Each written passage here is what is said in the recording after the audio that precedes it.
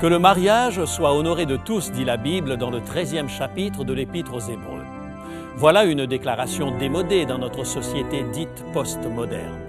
Pourtant, les dernières découvertes semblent remettre cette idée au goût du jour.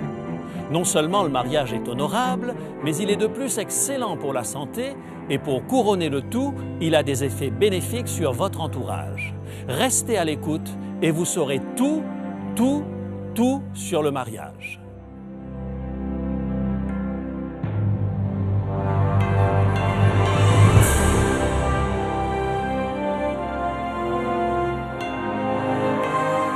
Elle a résisté à l'épreuve du temps.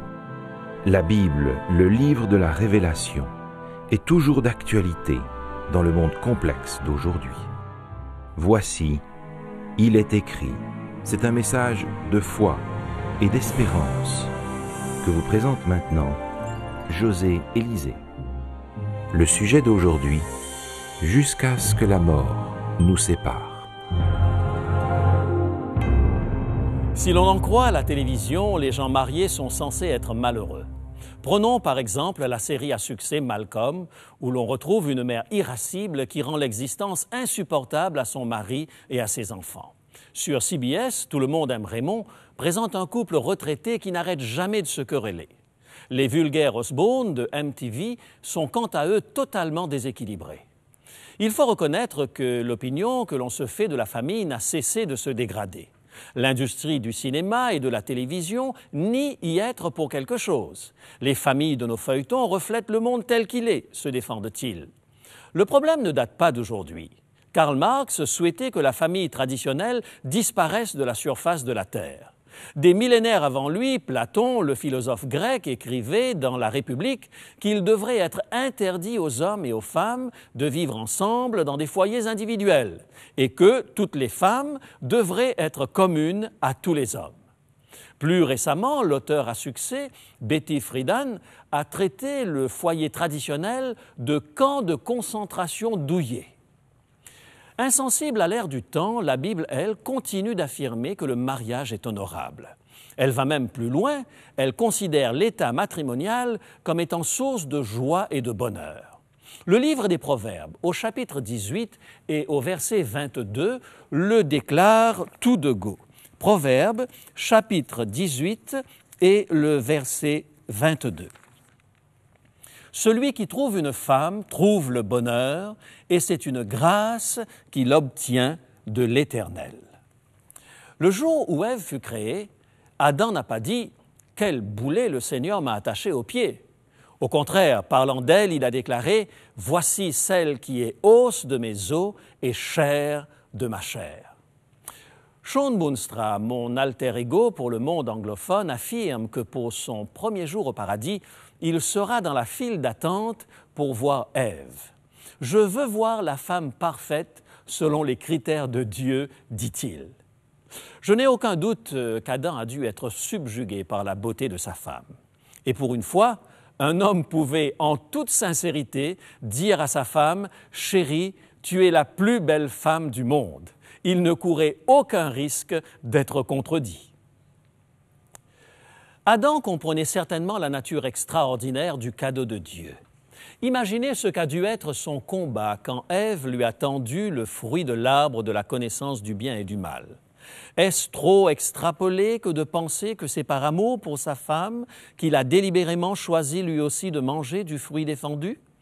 Aujourd'hui, nous brisons nos vœux de mariage avec une désinvolture caractéristique de notre civilisation du prêt à jeter. Je suis surpris par le nombre de couples qui viennent me voir pour m'annoncer qu'ils ont mis un terme à leur mariage. Mon premier regret, c'est qu'ils aient attendu d'avoir pris la décision avant d'en parler. Bien qu'il y ait des justifications bibliques au divorce, dans certains cas, il n'est pas du projet de Dieu que le couple se sépare. C'est bien le sens du dialogue de Jésus avec les pharisiens. Dans Matthieu, chapitre 19, et le verset 3 et les versets suivants. Matthieu, chapitre 19, et à partir du verset 3. Les pharisiens l'abordèrent et dirent pour l'éprouver. « Est-il permis à un homme de répudier sa femme pour un motif quelconque ?» Il leur répondit, N'avez-vous pas lu que le Créateur, au commencement, fit l'homme et la femme et qu'il dit « C'est pourquoi l'homme quittera son père et sa mère et s'attachera à sa femme, et les deux deviendront une seule chair. Ainsi, ils ne sont plus deux, mais ils sont une seule chair. Que l'homme donc ne sépare pas ce que Dieu a joint. Pourquoi donc, lui dirent-ils, Moïse a-t-il prescrit de donner à la femme une lettre de divorce et de la répudier? Il leur répondit, c'est à cause de la dureté de votre cœur que Moïse vous a permis de répudier vos femmes. Au commencement, il n'en était pas ainsi. Mais je vous dis que celui qui répudie sa femme, sauf pour infidélité, et qui en épouse une autre, commet un adultère. Selon Jésus, l'homme n'a pas autorité pour dissoudre une union, car un mariage religieux est contracté entre deux personnes et Dieu.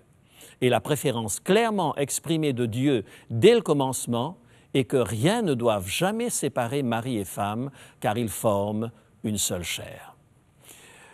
Au mouvement involontaire de vos jambes et à la manière dont vous vous grattez le crâne, je vois que vous êtes mal à l'aise. Vous êtes divorcé, remarié, et peut-être même plus d'une fois, et dites-vous, j'ai des enfants avec chacun de mes conjoints, comment pourrais-je remonter le temps? À toutes ces questions, la Bible a une réponse sensée et humaine. Selon Jésus, seul le péché contre le Saint-Esprit est impardonnable. Si votre désir est de vous conformer au projet de Dieu, j'ai de bonnes nouvelles pour vous. Il existe une solution biblique à tout problème. Mais comme il est difficile d'aborder tous les cas de figure dans une émission, je vous inviterai à communiquer avec moi et je pourrai ainsi partager avec vous ce que la Bible dit dans votre cas particulier. Une chose demeure, Dieu vous aime et il a un projet de vie et de bonheur pour vous, quelle que soit votre situation.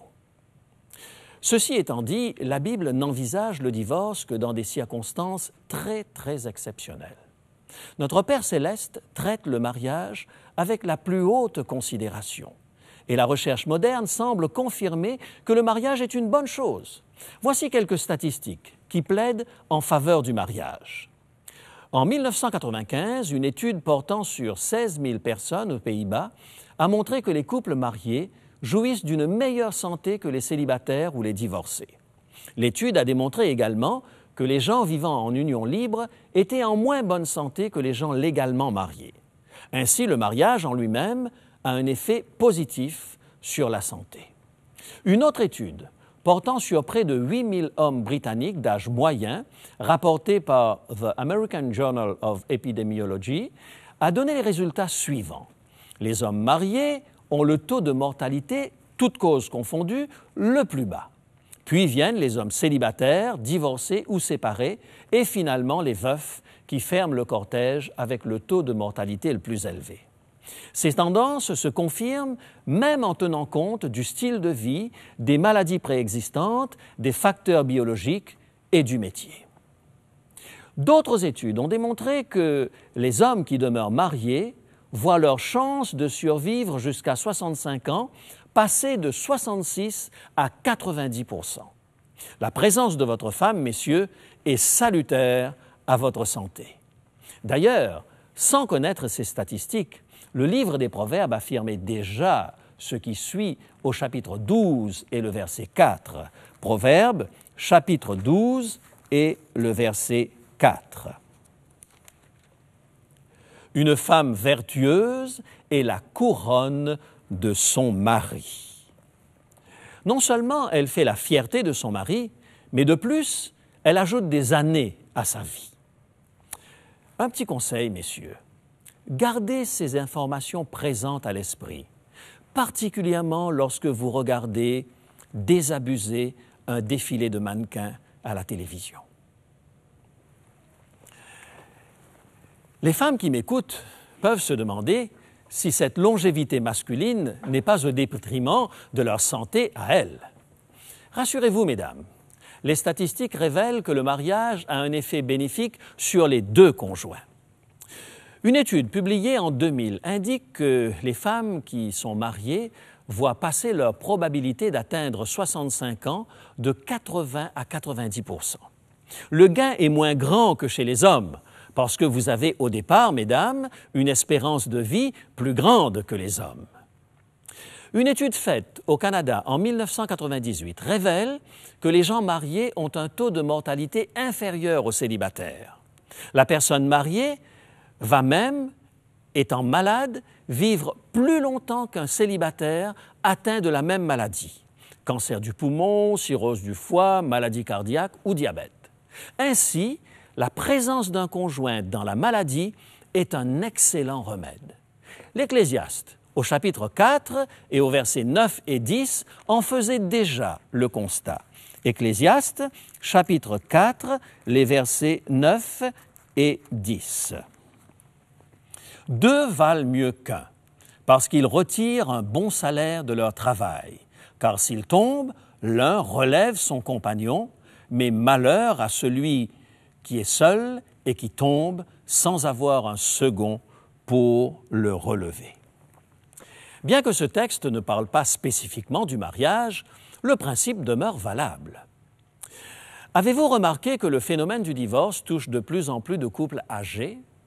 Or, l'étude publiée dans The Journal of Family Issues révèle que de tous les retraités, ce sont les divorcés, hommes ou femmes, qui étaient le plus souvent malades. Qu'en est-il du taux de satisfaction dans le mariage? Nous avons tous présent à l'esprit des clichés bien rassurants, tels celui-ci. Il vaut mieux qu'ils se séparent plutôt que d'être insatisfaits et de se déchirer. Eh bien, une étude faite dans 19 pays et publiée dans le Journal of Comparative Family Studies révèle que les hommes et les femmes mariés jouissent d'un bonheur plus grand et d'une plus grande satisfaction générale que les célibataires ou les divorcés. Parvenu à ce point de notre émission, j'aimerais dire un mot à l'intention de ceux qui m'écoutent et qui sont divorcés. Ils ne devraient pas vivre dans un état permanent de culpabilité. Il existe un fort pourcentage de personnes qui subissent le divorce imposé par l'autre partie et qui ont sincèrement tenté tout ce qui était en leur pouvoir pour recoller les morceaux. Apprenez donc à dissocier la vraie de la fausse culpabilité. Continuons nos recherches. Dans les années 80, sur près de 1400 jeunes adultes des deux sexes, les gens mariés sont ceux qui ont connu le moins de dépression et de problèmes d'alcoolisme. L'étude menée par Stack et Eschleman dans 17 pays en 1988 fait état du phénomène suivant. Ceux qui vivent en union libre, au lieu de se marier, affichent un taux plus élevé de bonheur et de satisfaction que les célibataires. Mais ceux qui se marient affichent un taux de satisfaction supérieur de 25% à ceux qui vivent en union libre.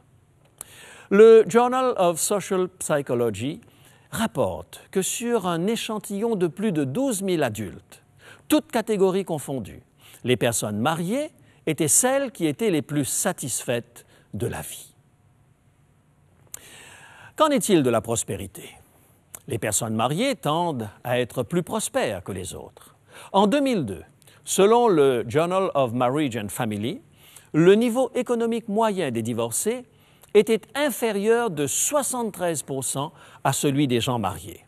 Les revenus des couples en union libre étaient inférieurs de 58% à ceux des couples mariés.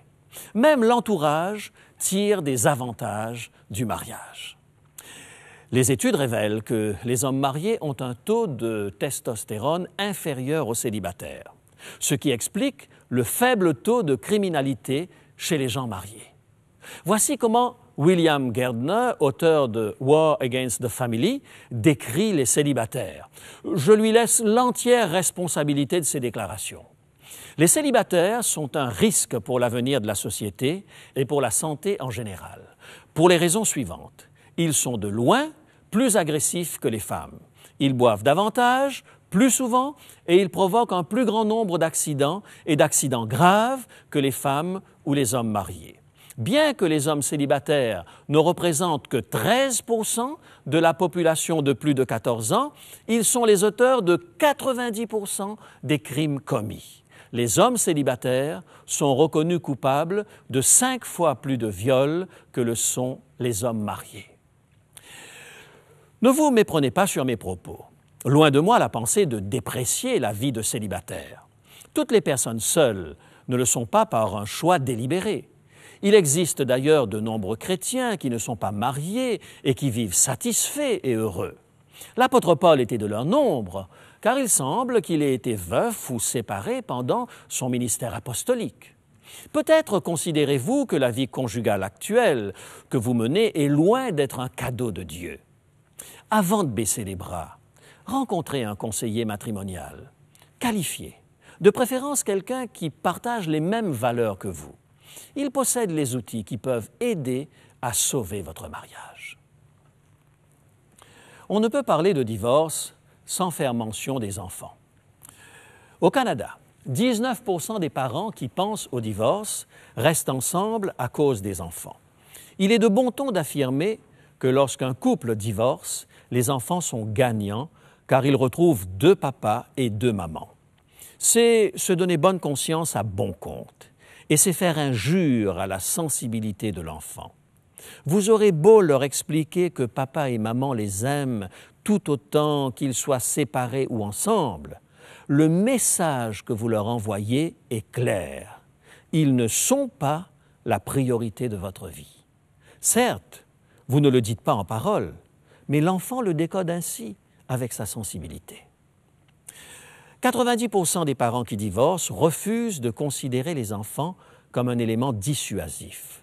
Pourtant, dans son épître aux Philippiens, Paul exhorte les chrétiens à considérer les intérêts des autres et à combien plus forte raison ceux des enfants, nos propres enfants, comme supérieurs aux leurs. Philippiens, chapitre 2, versets 3 à 5. Philippiens, chapitre 2, versets 3 à 5.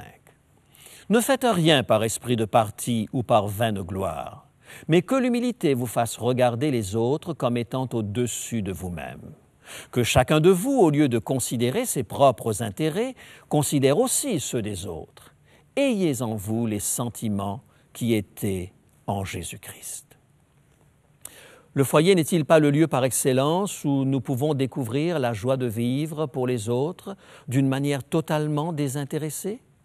Faire passer les besoins des enfants en priorité pourrait bien être la première étape sur le chemin de la découverte du bonheur conjugal.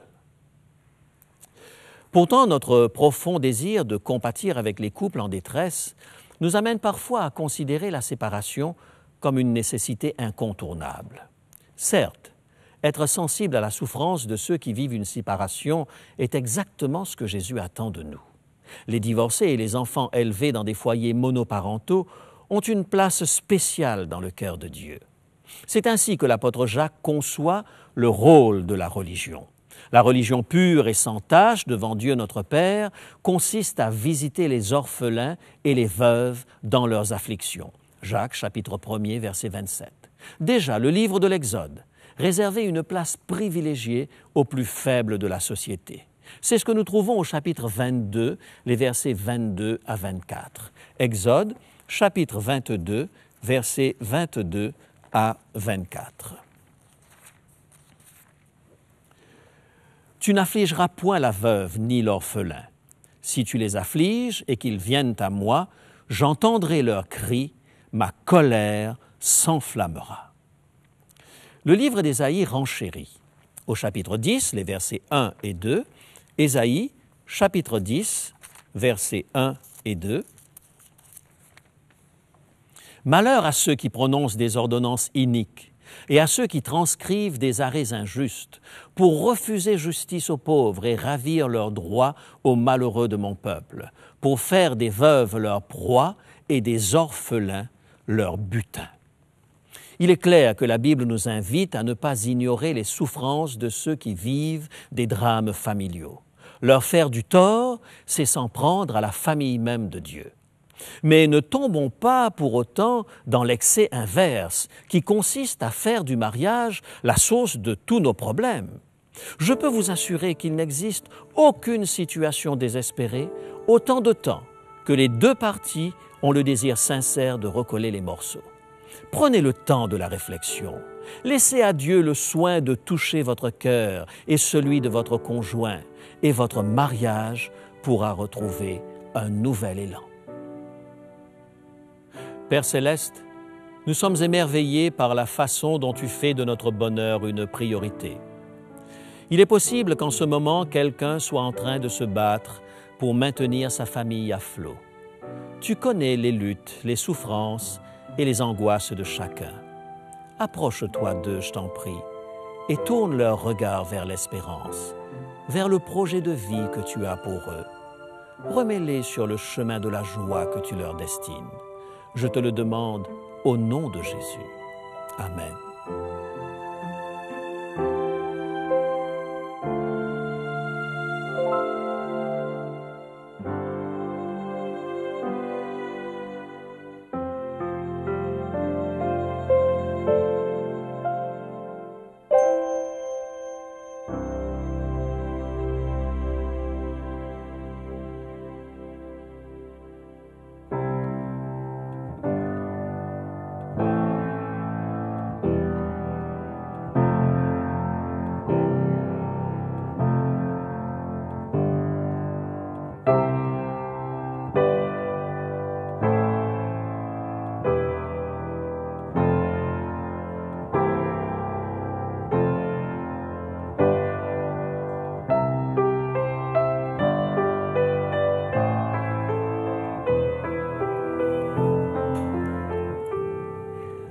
Bonjour Elisabeth. Bonjour Comme Jean-Guy. c'était joli ce morceau.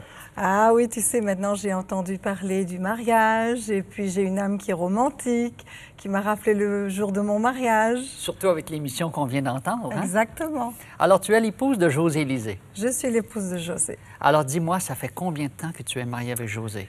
36 ans. Il y a quelque chose qui me dit que ces 36 années ont passé rapidement. Oui, très vite. Et José nous disait que le mariage, ça nous fait rajeunir. Et j'ai l'impression que c'est vrai, après 36 ans de mariage. C'est vrai, c'est vrai. Je dois dire que dans le mariage, ce que nous avons cultivé surtout, c'est vraiment l'amour déjà, et puis la confiance, et aussi l'attachement l'un à l'autre. Et Combien d'enfants avez-vous eu? nous en avons eu 4. 4 enfants. 4 garçons. Et il semble aussi que vous avez beaucoup voyagé. Oui, l'Afrique, l'océan Indien, l'Europe, et maintenant nous voici au Canada. Ah, comme ça, vous avez été des missionnaires dans différents endroits. En tous les cas, moi, j'ai été missionnaire avec mes parents pendant 7 ans en Afrique, et puis ensuite avec mon mari pendant 6 ans dans l'océan Indien. J'aimerais savoir, qu'est-ce qui t'a attiré chez José quand tu l'as rencontré? Ah, c'était au séminaire en France que nous nous sommes rencontrés. Et ce qui m'a attirée chez José, c'est sa bonté et puis aussi son intégrité, sa droiture, son honnêteté. Bien sûr, il y avait beaucoup d'autres qualités, mais... C'est un joli garçon aussi, hein? Oui, c'est vrai. Bien sûr. Alors, après toutes ces années, vous êtes toujours aussi heureux? Oui, c'est vrai. Oui. C'est vrai. Il y a un secret quand même que nous devons, que je peux dire, c'est que l'amour, c'est comme une fleur très délicate que nous devons cultiver tous les jours. Et le foyer est un jardin dans lequel nous devons chaque jour enlever les mauvaises herbes. Et quand, par exemple, il peut y avoir des grosses pierres, des gros cailloux, eh bien, il faut avoir le courage de l'enlever. Il faut aussi avoir le courage de se demander pardon l'un à l'autre. Ça, c'est quelque chose, je crois, que le Christ nous a appris. Se faire confiance, se pardonner sans revenir sur le passé. Parce que c'est pas toujours facile, une vie de couple aussi, hein? Il y a des difficultés. Non, hein? ce n'est pas facile.